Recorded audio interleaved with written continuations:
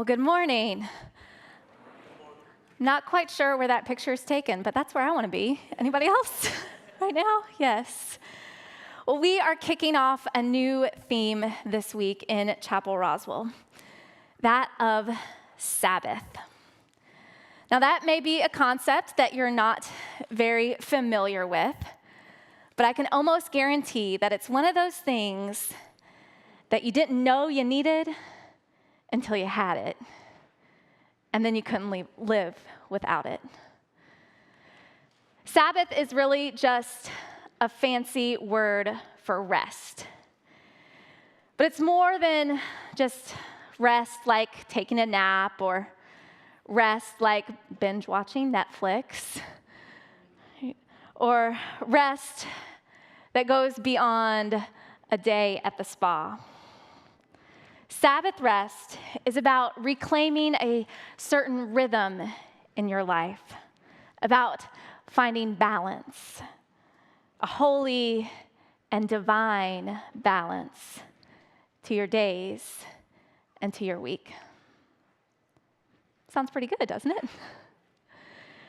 Now, you may have heard the word Sabbath before, but associated it with the Jewish faith and the practice of Shabbat, a once-a-week observance of rest.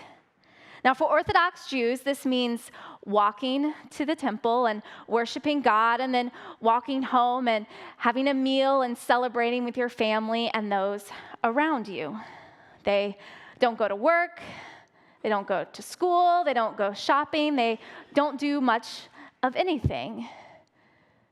In fact, Sabbath literally means cease from working. And in Jewish law, as expressed in the Talmud, there are 39 categories of work that are supposed to be ceased in order to practice and observe Shabbat. Now, for early Jews, following Shabbat meant following strict guidelines, and this continues for many of the Jewish faith today. But even with all the thou shalt nots, the rules of Shabbat also command believers to be joyful and restful, to hold great feasts, to sing happy hymns, and to dress in your finest. And as former Jew and now Christian theologian Lauren Winner writes in her book, married couples even get rabbinical brownie points for having sex on the Sabbath. So, got your attention now, right? Well, that's all well and good for those of the Jewish faith, how they celebrate and observe Shabbat.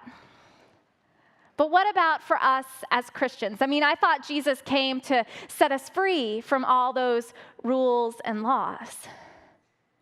And that's true. That is part of what Jesus came to do, but Jesus also came to bring us life. And Sabbath is nothing if not life-giving. So for the next 4 weeks here in Chapel Roswell, we're going to talk about what it means to be followers of Christ in 2017 and to practice Sabbath keeping, to peace out and find Sabbath rest. Now, we're going to begin this week at the very beginning, because as the wonderfully wise Maria von Trapp once said, let's start at the very beginning, a very good place to start. So just as when we read, we begin with ABC, when we sing, we begin with, thank you. When we read the story of God, the story of God's relationship with God's people, the story of God and us, the story of Sabbath, we begin in the beginning with Genesis. In the beginning. In the beginning, there was chaos. In the beginning, there was nothingness. And then God spoke. God spoke, and creation began. First with the light and the dark, the day and the night, and then the waters and the sky, the land and the sea, the sun and the moon, the fish, the plants, the birds, the animals, and finally us, humans. And as God created, God responded to the work of God's hands. We read in Genesis that God looked at what God had made and saw that it was good. After almost every day of creation, God looked and God saw just how good it was. When I read this story now, I actually hear God's words a little bit differently. It was my first semester of seminary, and I was sitting in my very first Old Testament class. And each day, my professor, Dr. Ellen Davis, would bring in her Hebrew Bible to teach us. And as she read, she would translate. She gave a translation that you can't buy anywhere. It's just what she believed it said as she read. And as you can imagine, this totally transformed some of those familiar stories that we already knew and put them in a new light. And the creation story was one of those, because as she read from Genesis, and she said, God saw what God had made, and God said, whoa, that is good. Now, at first, the class just burst out in laughter. Are you kidding me? Would God really say that? I mean, would God really think that way?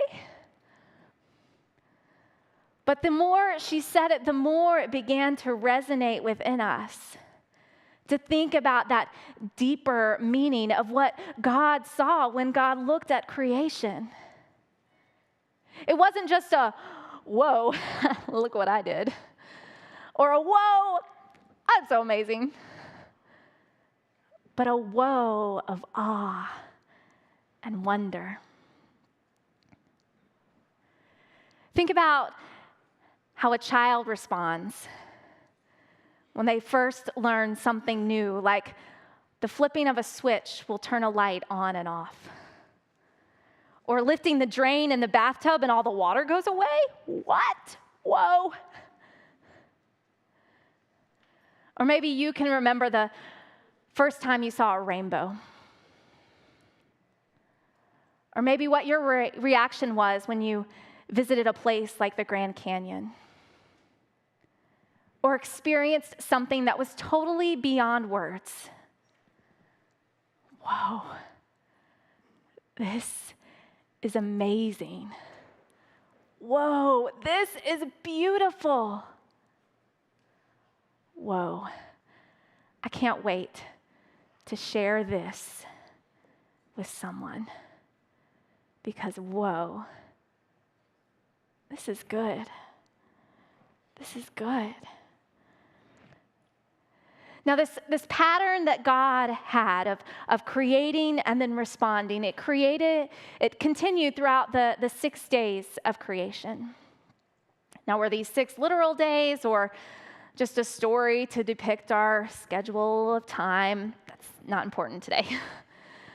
But either way, we know that there was a period of time when God created. God worked. God produced something, and whoa, it was good. But then, after all the creating seems to be done, we come to the final day and the final moments of creation. And so we read together the end of Genesis 1 and going into the beginning of chapter 2. You'll see it up on the screens. God saw everything he had made. It was supremely good. There was evening and there was morning, the 6th day. The heavens and the earth and all who live in them were completed. On the 6th day, God completed all the work that he had done. And on the 7th day, God rested from all the work that he had done.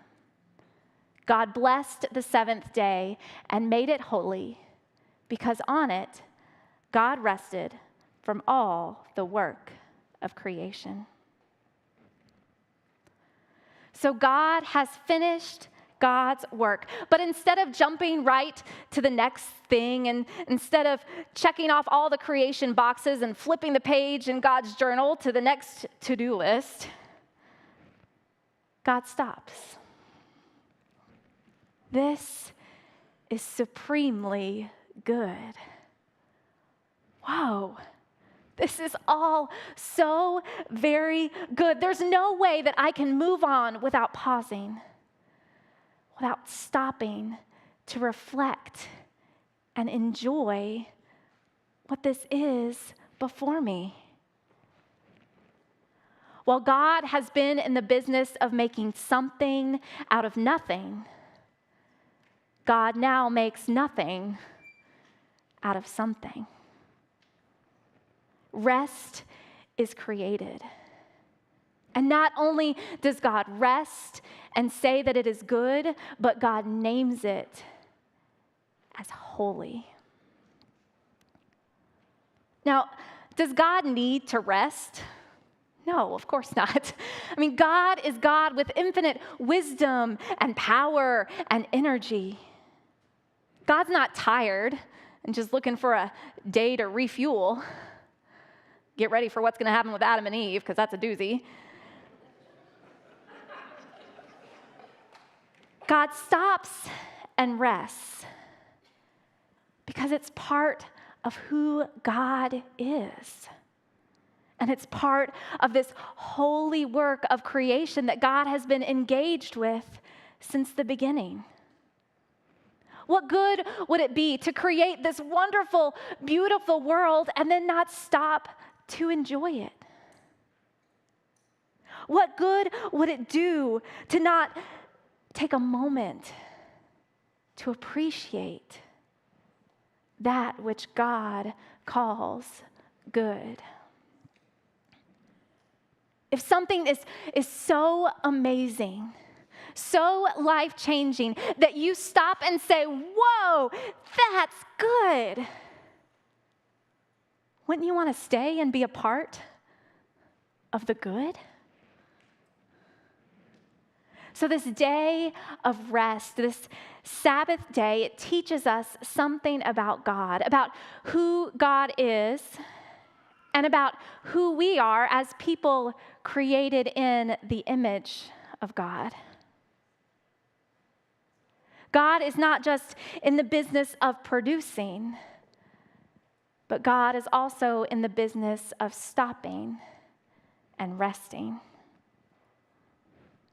Both of these actions, or maybe I should say this action and lack of action, are crucial to who God is.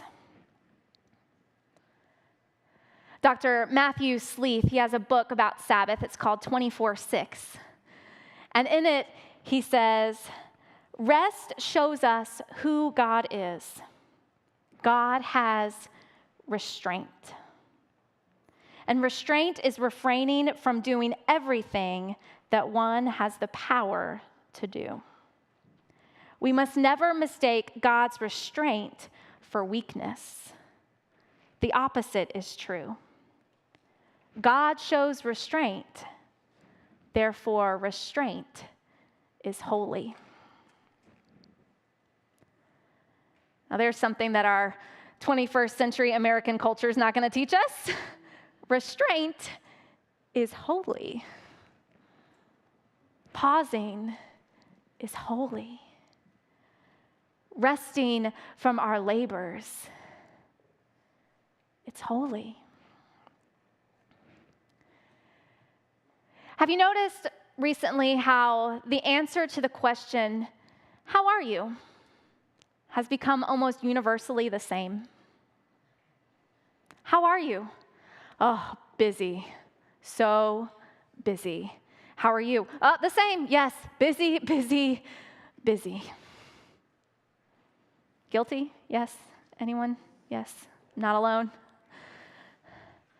It's almost like we're afraid to answer any other way. If I don't say I'm busy, then they'll think I'm not doing anything. Then they'll think I'm not worth anything because, after all, what I produce is my worth. Right? So I better keep busy and keep on producing, and maybe eventually I'll produce something that's worthwhile. That's the people that we have become. And I hate to say it, but it's the people we're raising our children to be. Go and do, make and create. You've got to keep going, never to stop, because there will always be someone better, something new to learn, something new to conquer, and you better not stop, because if you stop for just 1 minute, there's no way you're going to regain that ground. So go and do and make and create all the time.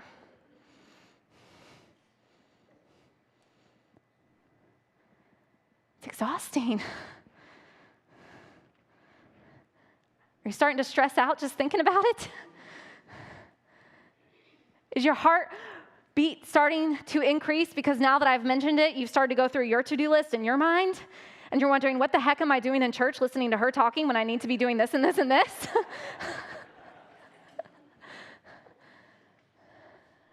Right? We're constantly after something new. Right? Maybe you even had that conversation this morning, either in your head or with your family, like, oh, should we go to church today? I don't know. We really need to get this and this done, so maybe we'll just skip this week. We'll go next week, but we really just need to get this done. I've had that conversation. I'm the pastor, and I've had that conversation, okay? It's just a part of who we are. It's part of who we're created to be, right? We are created in the image of God, and God is a creator. But the problem is we've grasped onto that aspect of God and just run with it. And we're leaving behind the rest of the image. That yes, God created, and yes, we are to create, but God also rested. And we are called to do the same. To stop. To breathe. To peace out. And find some moments of rest. We've forgotten what it means to really say, whoa, that's good. Because we're too busy moving on to the next thing. And so we miss the good. And I dare say we miss God. Because what would it mean in our lives to stop and to look around, to say, whoa, you know what? This is good. This life, my life, there's love that's shared. There's grace that I've received, and there's grace that I've been able to give to others. There's care that I've shown to people, and there's care that's been shown to me. That is good. Let me just rest in that for a minute. How might doing that change the way you approach life? The way you approach work or school or your family or your friends or your faith? What would it mean to stop? To pause? To take a deep breath? To open your eyes and say, whoa, that's good.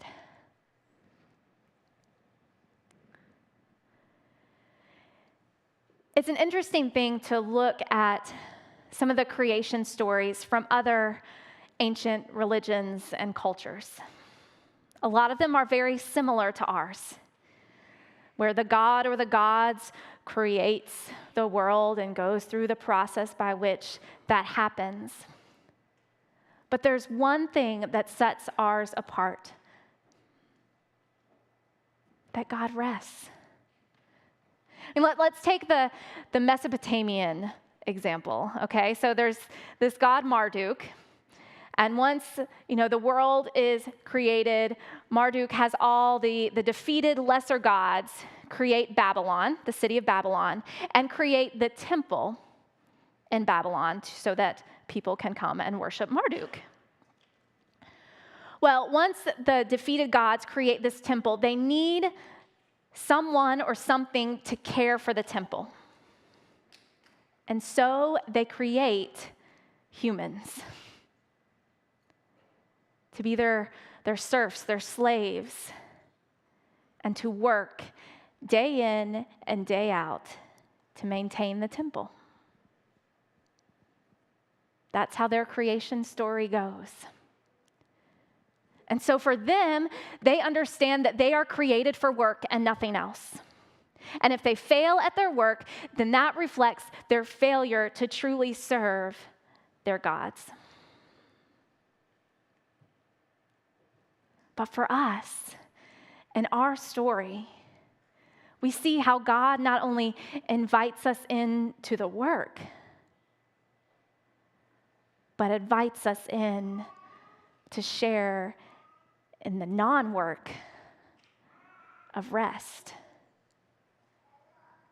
So then how we serve our God, how we worship our God, is through finding that balance of creating and resting, of doing and being. If I were to ask you, what was the last project you completed? The last thing you checked off your to-do list? I bet you could rattle off some answers for me, couldn't you? But what if I were to ask, when was the last time you stopped? When was the last time you truly rested? When was the last time you sat with God? Not for any particular purpose, not even in reading the scriptures, but just sat with God. Might be a little bit harder to answer that question. And brothers and sisters, let me say, that has to change. It has to change because who we are created to be must have both. Because this idea that our worth comes from what we do, that is a lie. Our worth comes from who we are. And we are children of God, saved by the grace of Jesus Christ. And if you can't sit back and say, whoa, that is good, then you got to start trying. Because that's how we get back to who God created us to be. That's how we get our world back to how God created it to be.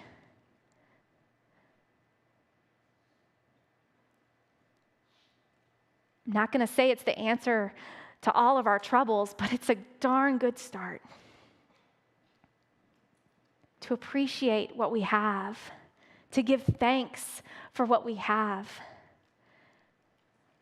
to look and see with God's eyes, whoa, that is good.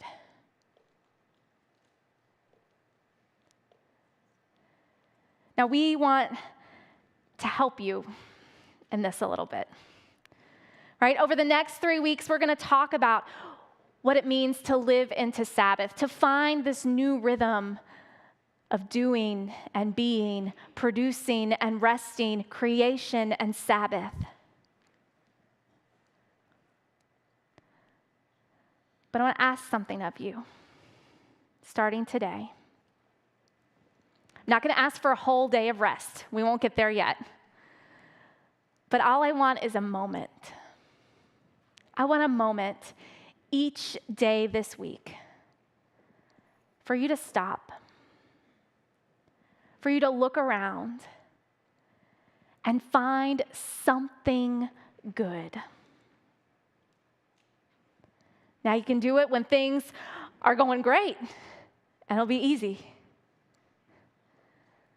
Or you can do it when something's not going your way, and find that good. And stop and say it out loud. Whoa, that's good.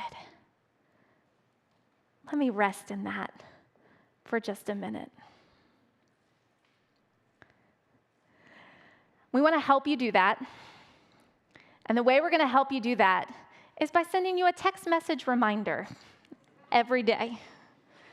So if you need a little extra help in remembering to pause and stop, if you'll text peace out to 484848, you'll get signed up to receive a text message every day this week at a random time, each day, that'll just be a reminder that whatever you're doing, whatever's going on in your life at that moment, stop, pause, take a breath, and say, whoa, this is good. This is good, God. Thank you. Thank you. Will you say a prayer with me?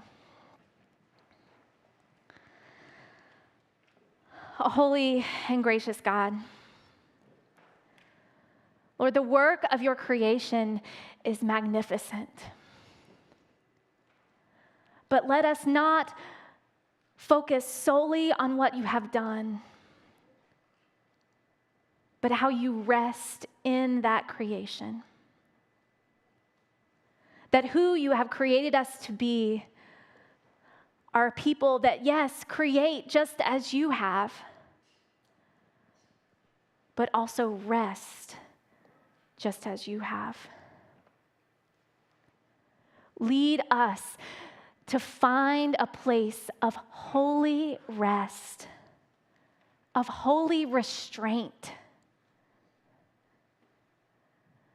Lead us to that place that allows us to give thanks, that allows us to see the good in the world and the good in our lives. And lead us to that place that reminds us it's not about what we do, what we create, or what we produce, but it's about who we are in you. It's in Christ's name we pray. Amen.